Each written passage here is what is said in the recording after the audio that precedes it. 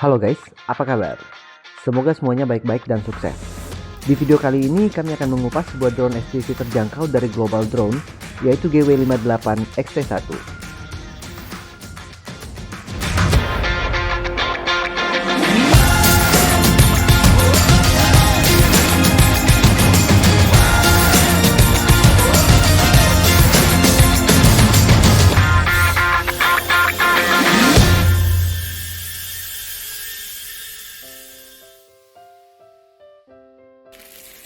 Drone GW58 XT1 ini dari sisi kemasan tersedia dalam dua varian, yaitu varian yang dikemas dalam kardus dan varian yang dikemas di dalam tas portable. Dari sisi kamera, drone ini juga tersedia dalam dua varian, yaitu varian dengan kamera beresolusi 480p dan varian dengan kamera beresolusi HD 720p.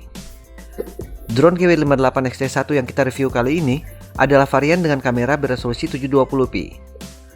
Tas portable yang disertakan di varian yang kami review kali ini sangat membantu dalam mengamankan drone beserta kelengkapannya saat pengiriman, dan jika drone ini hendak dibawa bepergian.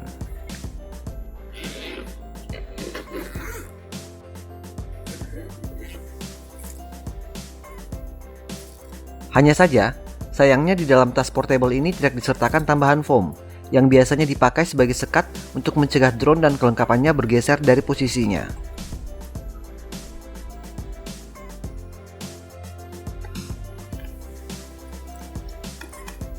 Drone GW58 ini sudah mengadopsi desain foldable, di mana semua lengan dan propellernya dapat dilipat. Desain drone GW58 ini sebagian mirip dengan desain drone kelas atas DJI Mavic, di mana desain badan drone bagian atasnya memang mirip dengan desain DJI Mavic. Tapi desain bagian bawah badan drone-nya sudah jauh berbeda. Desain lipatan lengan-lengannya juga mengadopsi dua konsep yang berbeda, di mana lengan bagian depannya dapat dilipat sepenuhnya, sedangkan hanya kurang lebih setengah dari lengan bagian belakangnya yang dapat dilipat. Semua lengannya juga diberi mekanisme pengunci untuk mencegah lengan-lengannya terlipat secara tidak sengaja.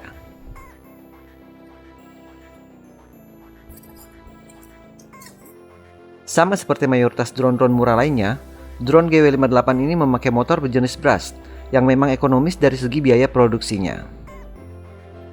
Dan tiap motornya diberi tambahan gear untuk lebih mempercepat perputaran tiap propellernya. Di sisi bagian atas badan drone-nya terdapat sebuah tonjolan yang sekilas mirip seperti tombol power. Tapi tonjolan ini hanya model saja. Saklar power drone ini berada di sisi belakang badan drone-nya. Kameranya yang beresolusi 720p berada di sisi depan dengan desain yang imut dan posisi sudut pandang kameranya tidak dapat diubah-ubah lagi. Posisi baterainya yang bukan berjenis modular ada di bagian bawah badan drone-nya.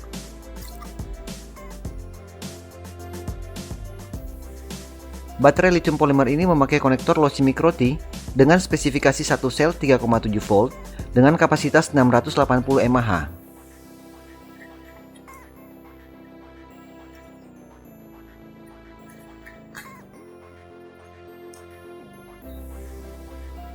Drone GW58 XT1 ini dilengkapi dengan 7 buah LED. 2 buah LED warna putih di sisi depannya, 2 buah LED warna merah di bawah kaki-kaki motor bagian depan, dan 2 warna hijau di bawah kaki-kaki motor bagian belakang, dan 1 LED warna merah di dalam lubang kecil di bagian bawah badan drone-nya. LED-nya yang berlimpah ini sangat membantu pilot untuk tidak kehilangan orientasi saat penerbangan, apalagi di penerbangan yang kurang cahaya atau malam hari.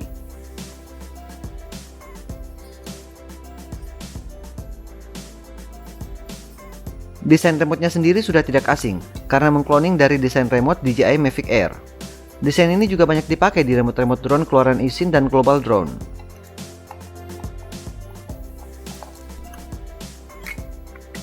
Remote ini memerlukan 3 buah baterai AA.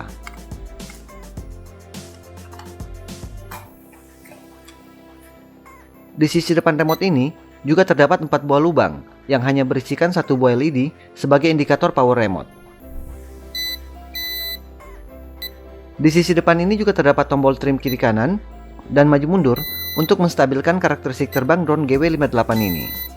Dan ada juga 1 tombol untuk lepas landas otomatis dan 1 tombol untuk pendaratan otomatis drone ini. Antena eksternal di sisi atasnya, seperti kebanyakan drone terjangkau lainnya, sayangnya hanya model saja. Remote ini murni hanya mengandalkan antena internalnya untuk berkomunikasi dengan drone. Di sebelah kiri antena eksternal ini ada dua buah tombol. Tombol di bagian depan mempunyai dua fungsi.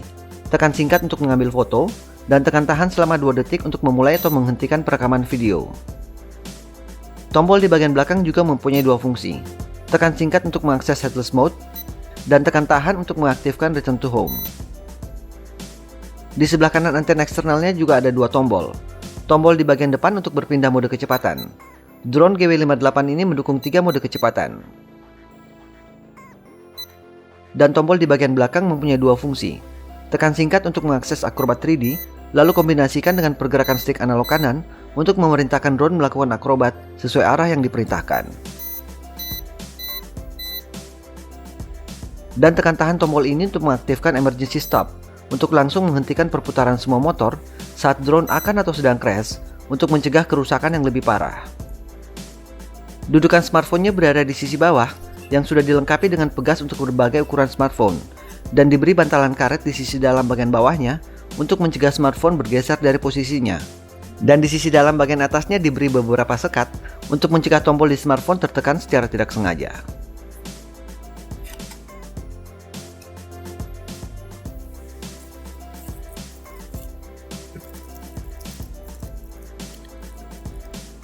Kelengkapan lain yang disertakan di paket penjualan drone GW58 ini antara lain 1 lembar petunjuk singkat cara penggunaan aplikasi FPV drone ini dalam bahasa Inggris dan Mandarin. 1 lembar manual singkat cara pengoperasian drone-nya yang juga tersedia dalam bahasa Inggris dan Mandarin.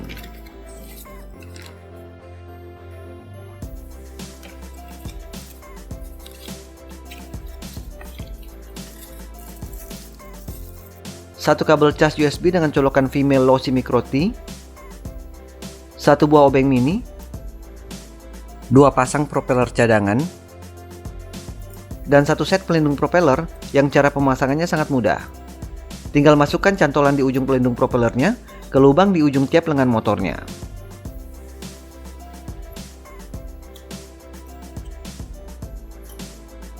Sekian unboxing drone GW58 XT1 ini. Kita cas dulu baterainya dan kita lanjutkan dengan tes terbang di dalam ruangan. Di tes terbang dalam ruangan, seperti biasa, semua sumber tiupan angin seperti AC dan kipas angin kami matikan untuk menguji karakteristik terbang drone murni tanpa gangguan dari tiupan angin, kecuali angin dari hasil perputaran propellernya sendiri.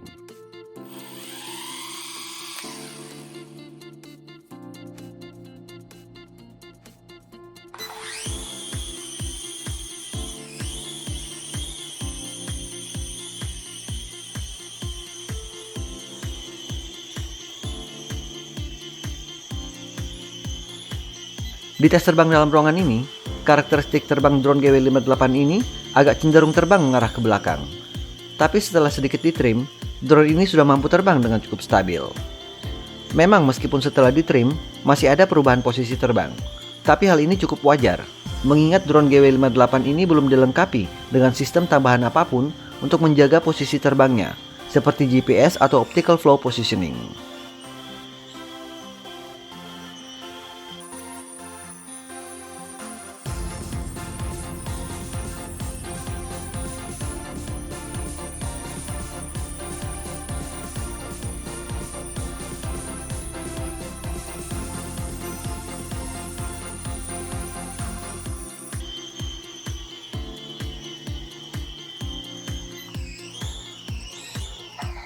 Fitur pendaratan otomatisnya berfungsi dengan cukup baik.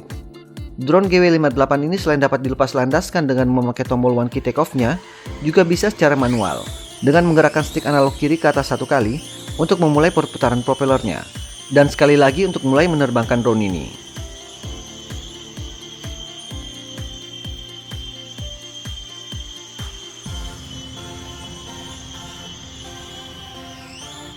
Dan untuk pendaratannya, selain dapat memakai tombol one key landing-nya, drone ini juga dapat didaratkan secara manual. Hanya saja, di pendaratan manual, stick analog kiri harus tetap digeser penuh ke bawah selama kurang lebih 2 detik saat drone sudah menyentuh permukaan pendaratan untuk menghentikan perputaran propellernya. Kita lanjutkan dengan menguji lebih lanjut kemampuan terbang drone GW58 ini. Kecepatan pergerakannya di mode kecepatan 1 tergolong cukup pelan, hingga cocok untuk dipakai di penerbangan dalam ruangan dengan ruang gerak yang relatif kecil.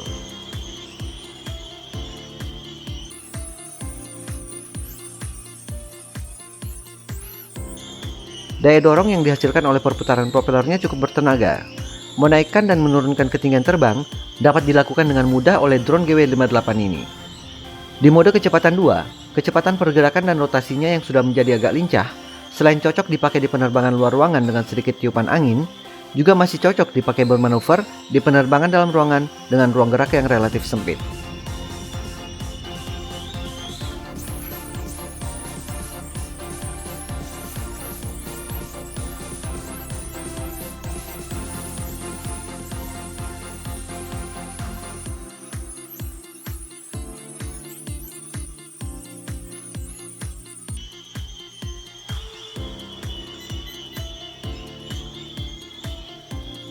Sedangkan mode kecepatan 3-nya yang menggunakan 100% dari kecepatan maksimum drone GW58 ini tergolong cukup lincah meskipun belum terlalu agresif.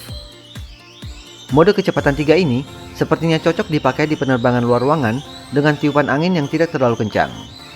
Dengan kecepatan pergerakan yang seperti ini, kami tidak menyarankan drone ini diterbangkan di penerbangan luar ruangan yang tiupan anginnya kencang, karena kemungkinan drone GW58 ini tidak akan mampu melawan tiupan angin yang kencang.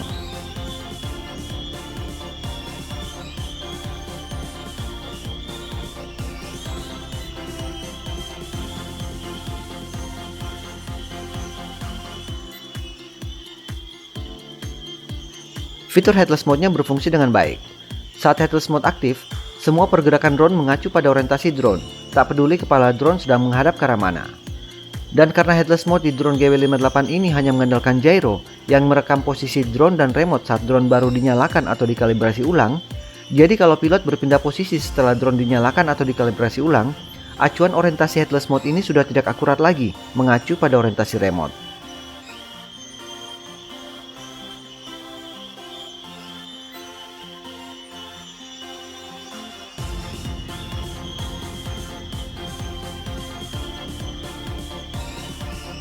Di tengah tes terbang, drone GW58 ini mendarat otomatis karena daya di baterainya yang sudah hampir habis. Baterai bawahnya yang berkapasitas 680 mAh ternyata hanya mampu menerbangkan drone ini hingga durasi 5 menit 31 detik di penerbangan dalam ruangan tanpa tiupan angin ini. Karena masih ada beberapa fitur lain yang bisa kita uji di penerbangan dalam ruangan tanpa memakai koneksi Wi-Fi-nya, saya cas ulang dulu baterainya untuk penerbangan kedua untuk melanjutkan pengujian fitur-fiturnya.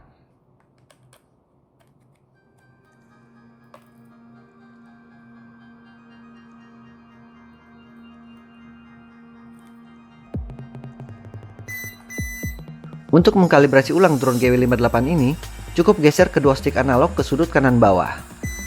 LED yang berkedip di drone yang disertai bunyi bip satu kali menandakan kalibrasi telah selesai. Setelah dikalibrasi ulang, karakteristik terbang drone GW58 ini cenderung mengarah ke belakang kembali. Jadi saya trim lagi drone-nya sampai karakteristik terbangnya cukup stabil kembali.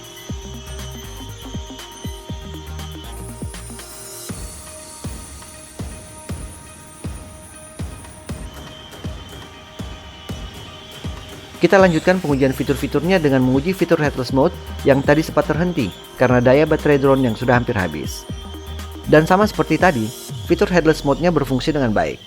Saat headless mode aktif, semua pergerakan drone mengacu pada orientasi dari remote, tak peduli kepala drone sedang menghadap ke arah mana. Dan LED di drone yang berkedip tiap detik adalah tanda headless mode yang sedang aktif.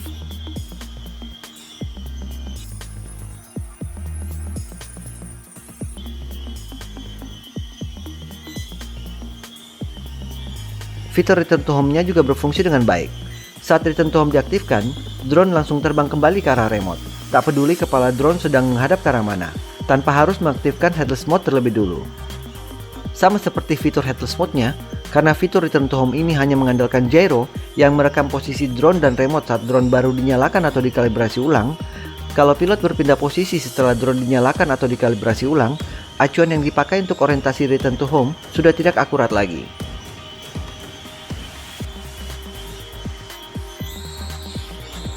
Fitur Acrobat 3D di drone GW58 ini juga berfungsi dengan baik.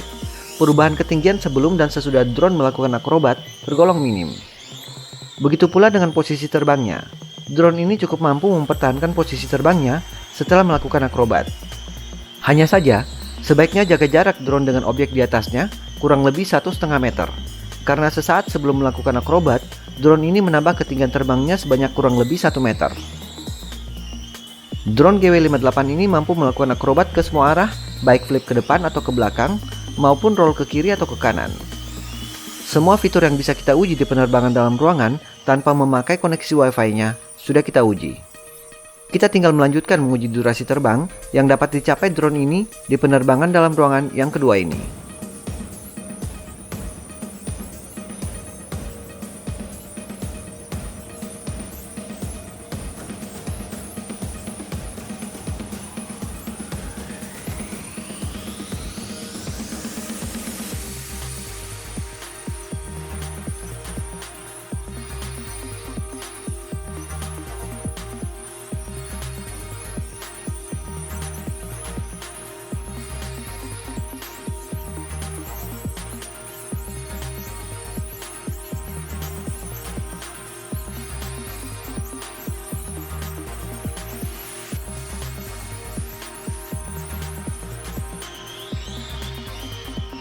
Untuk penerbangan kedua ini, drone GW58 dengan baterainya yang berkapasitas 680 mAh sekali lagi hanya mampu terbang hingga durasi 5 menit 16 detik.